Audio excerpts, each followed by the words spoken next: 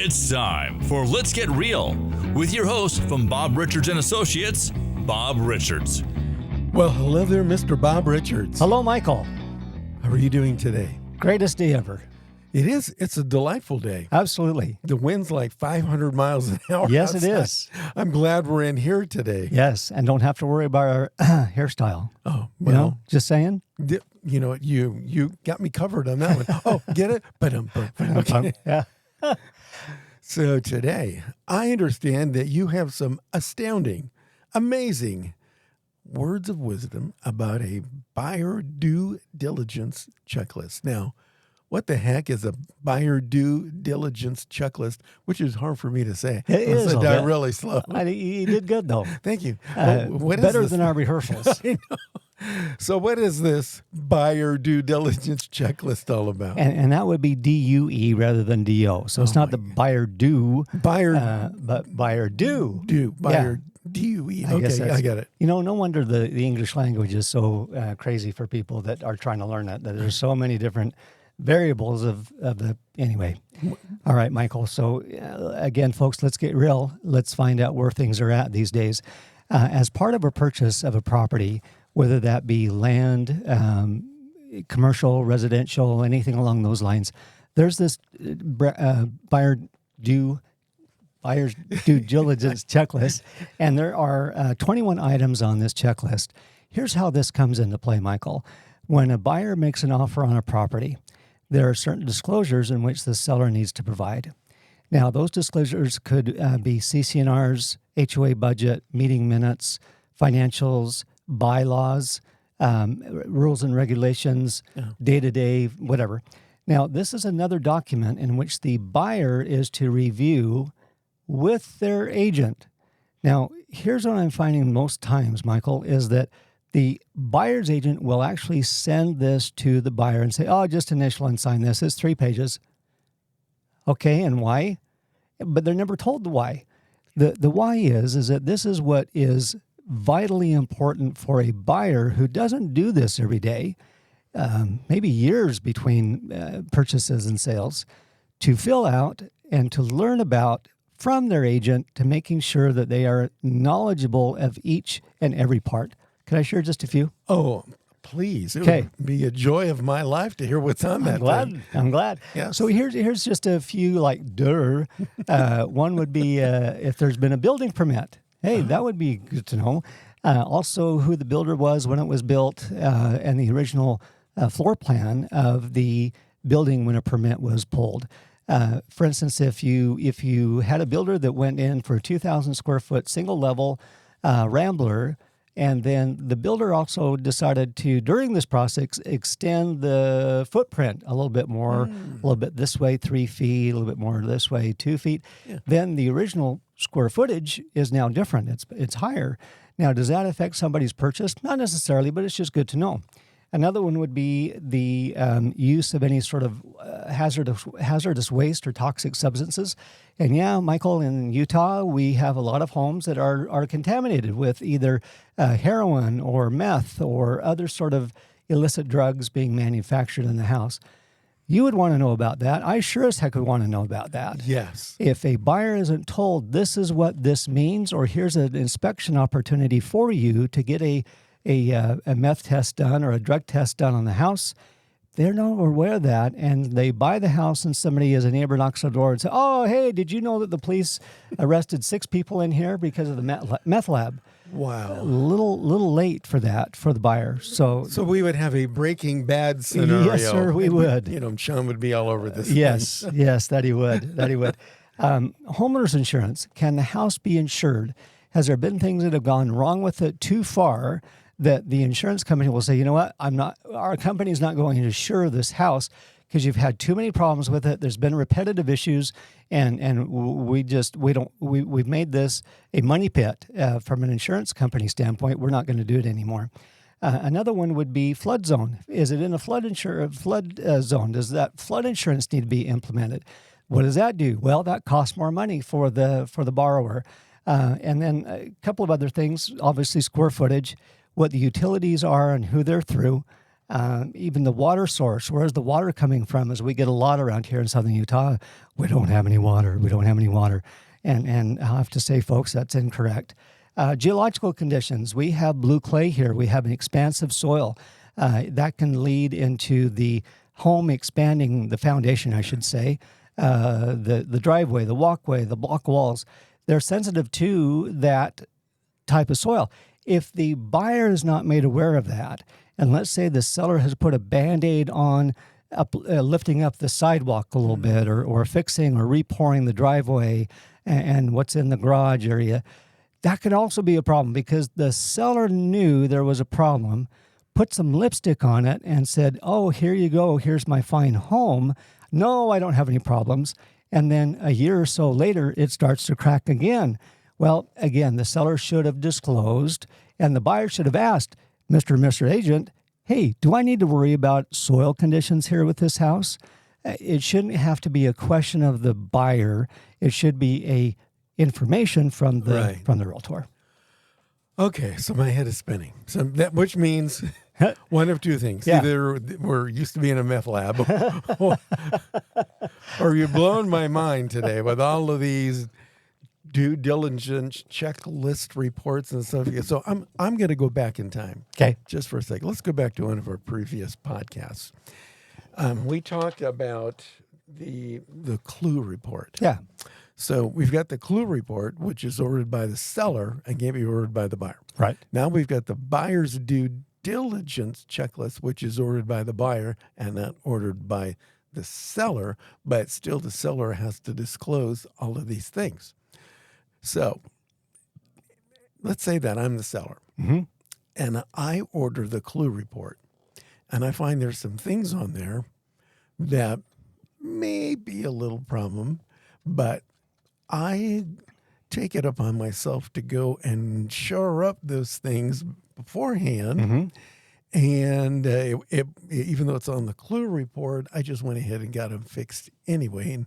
And then the buyer comes along and it's just not disclosed on the buyer due diligence checklist. I mean, what's going on here? I mean, is that a real scenario? Does stuff like that ever happen? It is. It's called fraud. It gets the seller into trouble because otherwise the buyer's none the wiser. Right. If there's been something that's taken place, then you're into a lawsuit really fast between a seller and buyer, and maybe even the agents involved, because the buyer would say, hey, Mr. and Mrs. Agent, why did you not tell me about this as part of my purchase? This is on the due diligence checklist that I should be reviewing this buyer due diligence checklist so that I am fully informed as to what I'm buying and what I'm getting and what I'm not getting. And so the checklist is something that every agent should go through all 21 items and talk to the buyer about it rather than say, here's the checklist, sign it. They need to be reviewing every of those 21 items to make sure that the buyer understands and the buyer is okay and the buyer wishes to move forward. On this report, Michael, it only has one part for signature, 3 pages for the initials. And what I do is I have the buyer initial over every single 21 of those items. So that way they know, and I know, and whoever else needs to know, I reviewed this with them, and I had them initial to shore up the ability for people to say, you know what, buyer, you were given this information. Do not sound ignorant we weren't told, because they were. So let's say you give me this 21-point questionnaire thing, and I have a question that's not on the 21 points. I've got a 22 second, 20. Maybe we are in a meth lab. Hey, see, I have a question can I add my own questions? If it's not on the form, it's like, well, what about, so the seller, Sean, told me, oh yeah, man, we've completely redone this whole thing. In fact, we've installed $10,000 carpet all throughout the whole house. And I'm going, that's really cool.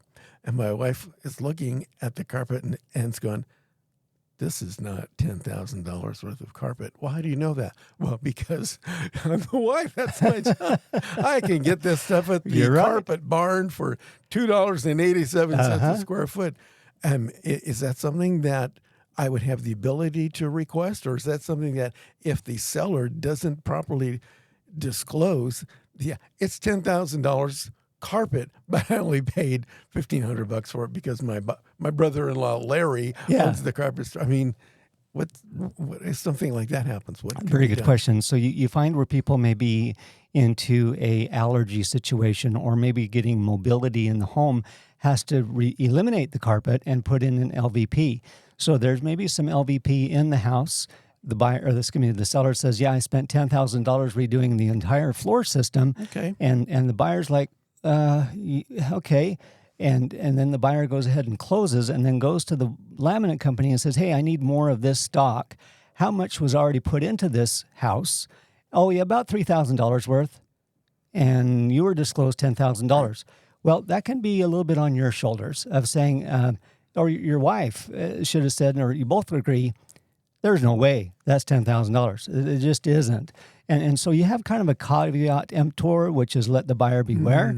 And you have to understand that. But simple logic would be that is not worth that kind of money. And so you would investigate that and say, "Hey, Mr. Seller, where did you go get this product?"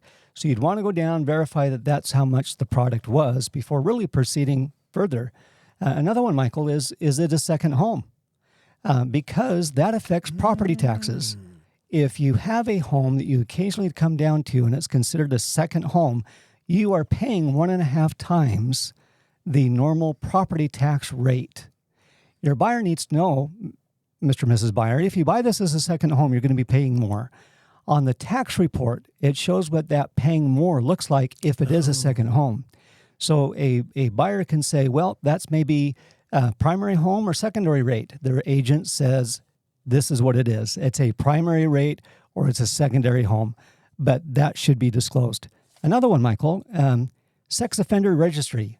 Now, tell me how many people look at that and say, oh, before I buy this home, I'm going to find out who the sex offenders are in my immediate neighborhood, because I don't want Johnny and Jenny getting involved with anybody around the neighborhood that might have that challenge, problem, or addiction. And so that is simply not typically asked, but should be responded to. So if, like a buyer, you should say, what else should I know? Oh, by the way, then let me explain other things to you. And the buyer shouldn't have to ask. It should be part of the conversation between the buyer and their agent.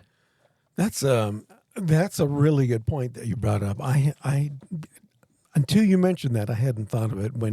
Before we moved here to the delightful state of Utah, we were in California, and a friend of mine is a realtor down there, and they had that exact situation. It turned out that the buyer did request the copy of where the sex offender registry was. And it turned out there was like 4 or 5 of them all around the subject property. Deal fell through. I mean, that was it. Yeah. So I think that's an important question to ask. Is that on one of the 21 points? Really good question, Michael. No. Let's put it on there. Right Yeah, now. I wrote it on there and said, make sure you bring up sex offender registry. Because again, people don't think that that's an issue. They think that, okay, well, where's the school zones, or where's the boundaries of the school, or is there a commercial building going on that vacant lot, or could there be one? Where's the next park going to be? Those kind of things that may affect the enjoyment value, and maybe the possible real estate value, but certainly the enjoyment value of the house. And if you're having Jenny and Johnny out in the front yard, and there's some patchy areas where there's some challenges there with the sex offender, then you're going to be more cautious that you didn't expect to be more cautious about your kids playing in the front yard because of Scary Larry that might be around the corner. Wow, that's a really good point. Good questions to ask. Are there any other questions that a buyer should ask that maybe are not covered in this? Thank you. So yes, there is. Certainly mold is on this checklist. Pests, termites, dry rot, rodents, raccoons, squirrels, those stinky things, and those kind of things that are not on the list, you should say, hey, we've had this treated for termites. We put a tent on it. It was treated for a week, 5 days, however long it was. And so we want to make sure that we include that on the seller's disclosure form. And here's a copy of the receipt of the work that's been done. That's a beautiful thing as a seller to provide to a buyer.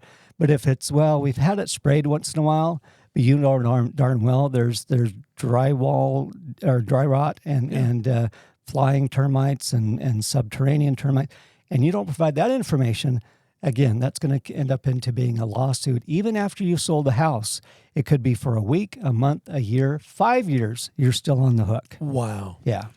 So the bottom line is between this, the clue report on the seller side and the buyer disclosure report from the buyer side. If everybody just plays by the rules, everything should be cool. We shouldn't have any problems. Yeah. And like I say, in today's world where it's so litigious and so much between buyer and seller and knocking heads, and just simply because it was not explained, there wasn't dates that were saying, okay, by this date you will provide us this, and by this time you'll provide us that. If that was all known and everybody had things on the table, the deal goes through great. But is somebody in there that is hiding information, is not disclosing the information, and not being intelligent enough to let the other party know, that could fall on tough shoulders, and then you're getting into attorneys and that kind of a thing. And that's another thing about the checklist too, Michael, is that I'm not an attorney or I'm not an accountant. Neither are you, neither is Sean, our buyer, and so you have different situations there that you have to tell your buyer, I don't know this because I'm not a CPA, I'm not an attorney. So let's make sure you talk to your professionals to give them, or make sure that they give you the green light for purchasing the house, how it affects your accountant balance sheet, your own personal wealth management, whatever that needs to look like. Let's get it answered by these other professionals. I can find you a pest control inspector. I can find you another expert of a home inspector, another one that does other inspections. I can't do that, but I can certainly recommend them to you. That way you as Sean as the buyer doesn't buy this home ignorantly or without education. You got to educate them so that they can make a proper and informed decision. Good words of advice there, Mr. Bob. Thank you for that. I understand that you have an amazing home you'd like to share with us today. Is this the one on Scarlet Hill Drive? It is. In Desert Yes, in your neck of the woods. Yes, Folks, we've got this 4-bedroom, 2.5-bath home, corner lot area, and to the left of this home is a little community park. So you have a lot of separation between you and your neighbors. We've got a back-end load 2.5-car garage, so there's an alleyway back behind this house. Again, great room, floor plan, open up to the kitchen and the dining area, all stainless appliances, all onyx quartz countertops, and then obviously all the bells and whistles, LVP all on the entire main level of the floor, so there's no traffic patterns. You don't have to worry about vacuuming or Fido going down the same pathway. Yeah. As a 2-story, like I say, you've got 2 decks, both with nice views. This is one out the master deck, and also just nice in a quiet neighborhood and great area. Desert Color is known for its 2.5-acre lagoon. It's freshwater, it's treated, and also is a huge impact to the neighbors or to the owners there at Desert Color. It gives them a lot of place to go wakeboarding or I shouldn't say surfboarding, but just to swim and enjoy, have play tools out there and things that you can do. This one's priced now at $650, and fantastic value now on this home. We reduced it about $45,000 just a week or so ago. Vacant key box. Buyer's agents can show the home at any time. Buyers can call their contracted agent or contact me myself. I'd be glad to get them through the house and show it to them. It's a winner. It's absolutely spotless. I know that house because I live out in Desert Color. And I will let you guys know that you can paddleboard out there on that lagoon. Yes. You can float around on some cool stuff. But also, I go snorkeling in the lagoon. Hey, I like that. It's a blast. So there's all kinds of stuff to do out there. It's a great place to live. Yes. So if you guys are interested in that property, I highly recommend. In fact, you might be my neighbor. Won't you be my neighbor? Won't you be my neighbor? Give Bob a call. Bob, how can they get a hold of you to buy that house? If you can't reach Mr. Rogers, then call Mr. Richards. That is 435-703-8824. If you're a good speller, that means 435-703 Utah. That is best to call me or text me. Buyutah.com is my website, BUYUTAH.com. If you're from outside the area or unfamiliar with what a cell phone is and still have a landline, you can call me at 1-800-BUY-UTAH. Huh? What do you think? Yeah, Utah. I like that. I like that a lot. Also, I'm going to let the folks know that they can listen and watch all of your podcasts. Let's Get Real. It's available on your YouTube channel, also on your website, on the little podcast thing. You can look at all the past podcasts. And we want to remind everybody that these are also on all of the audio podcasts like Spotify and all those things. So you can listen to Bob while you're driving. Absolutely. What's better than that? You will not fall asleep at the wheel. We keep it light and we keep it fun. We keep it enjoyable, but we also make it an educational. That's right. Bob, thanks a lot. Thanks, Michael. Appreciate it. See you again next time with another Let's Get Real. You got it. This has been Let's Get Real with Bob Richards from Bob Richards and Associates. For more information, buyutah.com. We invite you to return again for another edition of Let's Get Real with Bob Richards from Bob Richards and Associates.